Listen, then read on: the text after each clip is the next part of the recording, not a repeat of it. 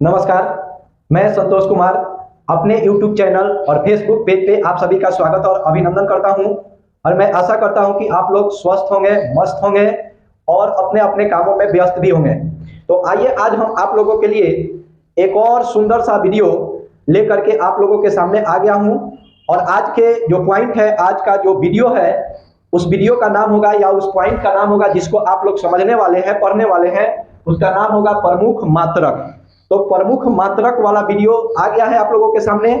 आप लोग इसको देखिए, याद कीजिए और परीक्षा में जाइए और परीक्षा में सवाल को सही आंसर लगा करके आप आ जाइए।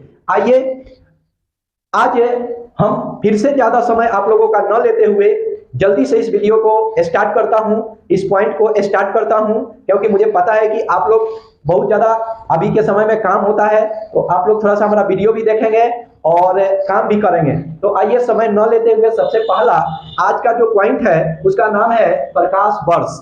आप देख रहे हैं कि प्रकाश वर्ष ये परीक्षा में कई बार पूछा गया है प्रकाश वर्ष के बारे में। तो आप लोग आज जानिए प्रकाश वर्ष के बारे में। यहाँ लिखा गया है प्रकाश वर्ष के बारे में कि प्रकाश द्वारा निर्वात में एक वर्ष में तय की गई दूरी को प्रकाश वर्ष कहा जाता है। यानी प्रकाश द्वारा निर्वात में एक वर्ष में तय की गई दूरी को कहते हैं प्रकाश वर्ष। यानी प्रकाश द्वारा निर्वात में एक वर्ष में तय की गई दूरी को प्रकाश वर्ष कहते हैं।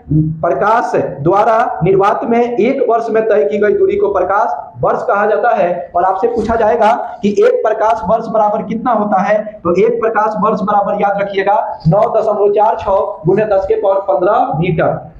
तो एक प्रकाश वर्ष कितने के बराबर, तो 9.46 गुने 10 के पावर 15 मीटर के बराबर होता है एक प्रकाश वर्ष। आराम से याद कीजिएगा कि प्रकाश द्वारा निर्वात में एक वर्ष में तय की गई दूरी को प्रकाश वर्ष कहते हैं और एक प्रकाश बराबर होता है 9.46 गुने 10 के पावर 15 मीटर। तो आई होप कि आप लोगों को प्रकाश वर्ष के बारे में सभी जानकारियां प्राप्त हो गई होगी। आइए इसके बाद है खगोलीय मात्रक। देखिए यहाँ खगोलीय मात्रक, तो खगोलीय मात्रक क्या होता है, तो यहाँ लिखा गया कि पृथ्वी तथा सूर्य के बीच की दूरी को खगोलीय मात्रक में आप माप सकते हैं। यानी पृथ्वी तथा सूर्य के बीच की दूरी को खगोलीय मात्रक भी कह सकते हैं। एक खगोलीय मात्रक आपसे पूछा जाएगा कि कितने के बराबर होता है, तो 1.496 गुने 10 के पावर 11 मीटर के बराबर होता है एक खगोलीय मात्रक। एक बार फिर से, एक खगोलीय मात्रक कितने के बराबर, तो एक खगोलीय मात्रक होता है 1.496 गुने 10 के पावर 11 मीटर। ठीक है, तो एक खगोलीय मात्रक 1.496 गुने 10 के पावर 11 मीटर के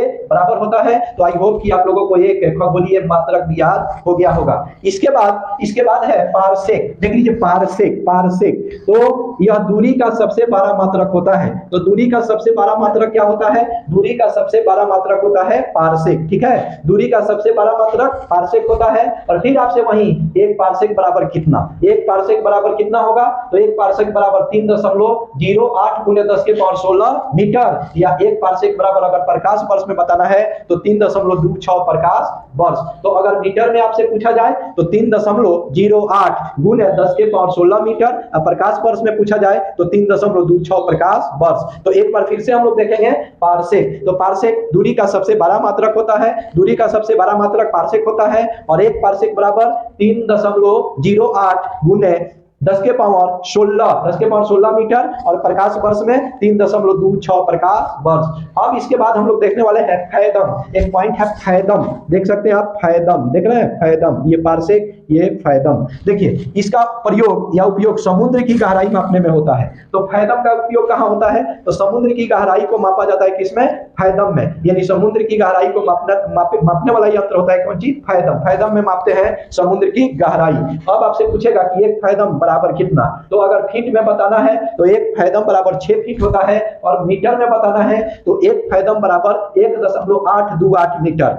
फिर से एक फैदम कितने के बराबर, तो फीट में बताना है तो एक फैदम बराबर 6 फीट और मीटर में बताना है तो 1.828 मीटर होता है। ठीक है, और इसके बाद नीचे है एक केबल बराबर कितना, एक केबल बराबर 100 फैदम होता है। यानी एक केबल कितने फैदम के बराबर, तो एक केबल 100 फैदम के बराबर होता है। तो एक बार फिर से देखिए, एक फैदम 6 फीट हो जाएगा या 1.828 मीटर हो जाएगा और एक केबल बराबर 100 फैदम हो जाता है। ठीक है, इसके बाद आप देखिए समुद्री मील। आप देख रहे हैं समुद्री मील, तो आपको दिख रहा होगा समुद्री मील। तो समुद्री मील का प्रयोग समुद्र में दूरी मापने में होता है। तो समुद्र में दूरी मापने के लिए किसका उपयोग करते हैं? तो समुद्री मील को। ठीक है, तो ये देखिए फैदम समुद्र की गहराई, फैदम समुद्र की गहराई मापेगा और इसके बाद समुद्री मील समुद्र में दूरी को मापेगा। ठीक है, तो समुद्री मील समुद्र में दूरी को मापता है।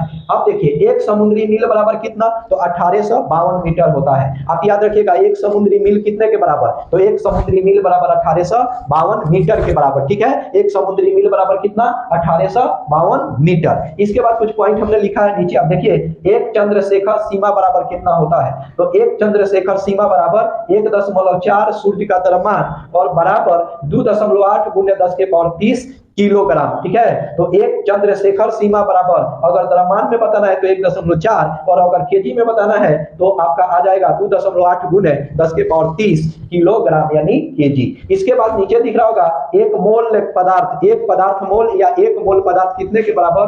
तो 6.023 यानी 6.023 गुने 10 के पावर 23 परमाणु के बराबर होता है। ठीक है, तो एक मोल पदार्थ बराबर कितना होता है? तो एक मोल पदार्थ बराबर होता है 6.023 गुने 10 के पावर 23 परमाणु के बराबर होता है एक मोल द्रव्यमान, एक मोल पदार्थ। ठीक है, एक मोल पदार्थ बराबर 6.023 गुने 10 के पावर 23 परमाणु। इसके बाद एक लीटर। ठीक है, तो एक लीटर बराबर 10 के पावर 3 घन सेंटीमीटर होता है। तो एक लीटर बराबर 10 के पावर 3 घन सेंटीमीटर होता है। तो आई होप कि आप लोगों को ये पॉइंट अच्छा से समझ में आ रहा होगा और आप समझ भी रहे होंगे। तो आपको अगर ये वाला पॉइंट, ये वाला वीडियो, आज का सेशन अगर आपको पसंद आए तो आप लाइक कीजिएगा, शेयर कीजिएगा, अपने दोस्तों के पास भी भेज दीजिएगा। ठीक है, और मेरा यूट्यूब चैनल आपको पता है विद्या क्लासेस बाय संतोष सर, और फेसबुक पेज पर जाइए और वहां टाइप कीजिए संतोष कुमार और उसको फॉलो कीजिए और यूट्यूब चैनल को सब्सक्राइब कर लीजिए ताकि इस प्रकार के आगे हम वीडियो लेकर के आए तो आपके पास तुरंत उसका नोटिफिकेशन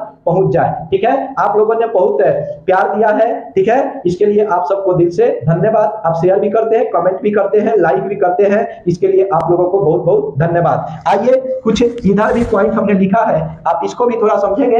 देखिए यहां में लिखा है एक गैलन बराबर कितना? तो एक गैलन बराबर होता है 3.785 लीटर। तो एक गैलन कितने के बराबर, कितने लीटर के बराबर? तो एक गैलन 3.785 लीटर के बराबर। तो एक गैलन याद रखिएगा, एक गैलन बराबर कितना लीटर? तो एक गैलन बराबर 3.785 लीटर के बराबर होता है। इसके बाद एक बैरल बराबर कितना होता है? एक बैरल बराबर कितना? तो एक बैरल बराबर 158 यानी 158.9871 लीटर यानी 158.9871 लीटर होता है। क्या?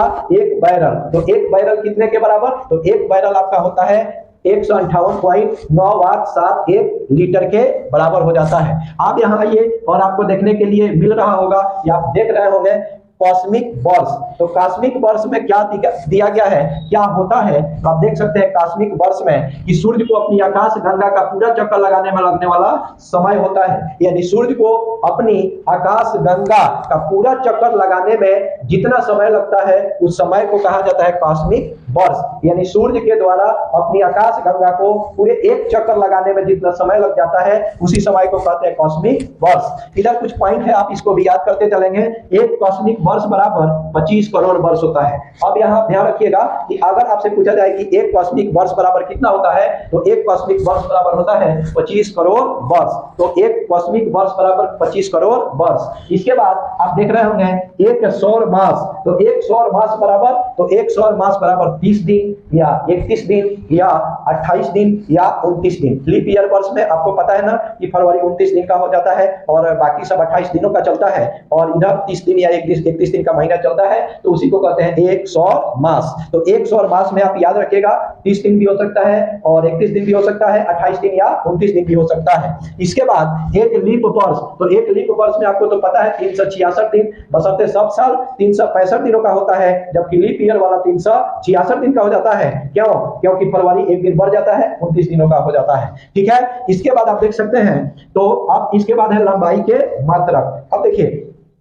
लंबाई के मात्रक में हमने आपको लिखा है कि एक मील कितने के बराबर होता है, तो एक मील होता है 1.6 मील किलोमीटर के बराबर। तो 1.6 किलोमीटर बराबर एक मील होता है, या एक मील बराबर 1.6 किलोमीटर होता है। ठीक है, इसके बाद फिर नीचे दिख रहा होगा आपको एक नॉटिकल मील। तो एक नॉटिकल मील मीटर में भी और किलोमीटर में भी आप देख रहे होंगे। तो एक नॉटिकल मील बराबर होता है 1852 मीटर या 1.852 किलोमीटर। तो एक नॉटिकल मील बराबर होता है 1852 मीटर कह सकते हैं। एक नॉटिकल मील में होता है 1852 मीटर, या आप कह सकते हैं 1.852 किलोमीटर। इसके बाद है एक एस्टेट्यूल मिल, ठीक ना। तो एक एस्टेट्यूल मिल, तो एक एस्टेट्यूल मिल कितने के बराबर, तो ये होता है 1609 मीटर के बराबर। तो एक एस्टेट्यूल मिल बराबर होता है 1609 मीटर के बराबर। इसके बाद आपको दिख रहा होगा एक फर्मी मीटर बराबर कितना, तो एक फर्मी मीटर बराबर होता है 10 के पावर -15 मीटर के बराबर। तो याद रखिएगा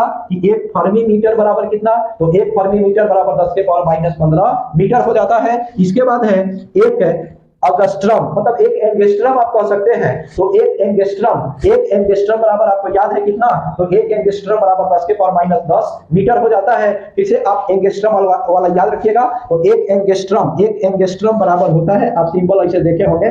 तो एक एंगस्ट्रम बराबर होता है 10 के पावर -10 मीटर के बराबर। इसके बाद एक अस्लग बराबर कितना होता है, तो एक अस्लग बराबर होता है 14.59 किलोग्राम। तो एक अस्लग बराबर 14.59 किलोग्राम होता है। और फिर नीचे आपको दिया गया है एक औस बराबर कितना, एक औस, ठीक है, एक औस, वो ये ऐसे रहता है। तो एक औस बराबर कितना होता है, तो 28.35 ग्राम होता है। तो एक औस बराबर याद रखिएगा 28.35 ग्राम हो जाता है। फिर नीचे दिख रहा होगा आपको एक मीट्रिक टन, यहाँ है एक मीट्रिक टन। तो एक मीट्रिक टन बराबर 1000 किलोग्राम, या उसको हम लोग एक क्विंटल कर सकते हैं। तो किलोग्राम में 1000 किलोग्राम और क्विंटल में एक क्विंटल, कितना, एक मीट्रिक टन। तो एक मीट्रिक टन में, ठीक है, एक मीट्रिक टन में किलोग्राम कितना, तो 1000, और टन क्विंटल कितना, तो एक क्विंटल। ठीक है, इसके बाद आप देखिए एक एटॉमिक द्रव्यमान मात्रक, है ना। तो एक एटॉमिक द्रव्यमान मात्रक में आपको दिख रहा होगा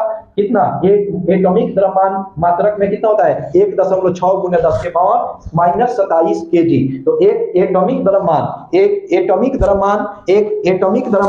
बराबर होता है 1.6 गुने 10 के पावर -27 केजी हो जाता है। ठीक है, इसके बाद एक पाउंड, आप लोगों ने बार बार केक खरीदने गए होंगे तो आपको केक वाला कहता होगा कि कितना चाहिए, 1 पाउंड, 2 पाउंड, 3 पाउंड, कितना चाहिए। ठीक है, तो आप केक को पाउंड में मापते हैं ना। तो यहाँ देखिए 1 पाउंड कितने के बराबर होता है, तो 1 पाउंड होता है 453.59 ग्राम। तो 453.59 ग्राम को 1 पाउंड कहते हैं, और उसको औस में बोलते हैं 16 औस। ठीक है, तो 1 पाउंड अगर आप 1 पाउंड का ऑर्डर करते हैं केक का, तो समझ लीजिए आपको केक कितना मिलने वाला है ग्राम में, तो 453.35 ग्राम केक मिलेगा 1 पाउंड में। ठीक है, मतलब आप आधा किलो के आसपास, थोड़ा सा कम है ना, तो ये लगभग आधा केजी के आसपास 450 ग्राम, आधा केजी नहीं कह सकते हैं इसको, 450 ग्राम कह सकते हैं। ठीक है, अब देखिए, हाँ, इधर भी कुछ प्रश्न है, आप इसको भी याद करते रहिएगा। देखिए 1 घंटा बराबर कितना सेकंड, ये तो आप छोटा छोटा जानते हैं, 1 घंटा में कितना मिनट